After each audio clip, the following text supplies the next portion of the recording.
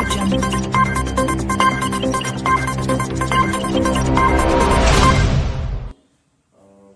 জনজাতি ছাত্ৰ সন্থাৰ নেতৃত্বত অসম চাহ মজদুৰ সংঘ, জাতীয় মহাসভা, অসম চাহ জনগোষ্ঠী সাহিত্য সভা, ৩৬টা জনগোষ্ঠীৰ সংগঠনকে মিলি চাহ জনজাতি জাতীয় সন্মিলন অসমখন গঠন হৈছিলে।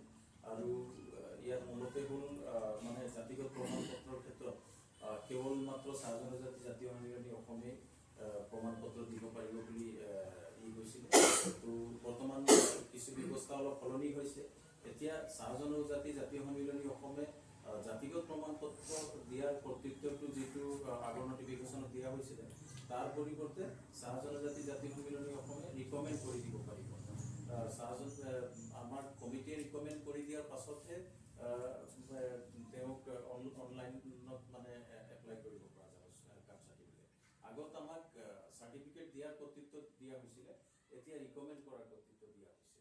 তো দুয়ো দায়িত্ব একেই আৰু সেইটো কাৰণে চাহ জনজাতি জাতীয় কমিটি হৈছে মহকুমা ভিত্তিটো কমিটি হ'ব লাগে, আৰু মহকুমা ভিত্তিত সেই একে কমিটি হ'ব, খালি চাইনিং অথৰিটিটো ডিষ্ট্ৰিক্ট চেয়াৰমেনৰ থাকিব।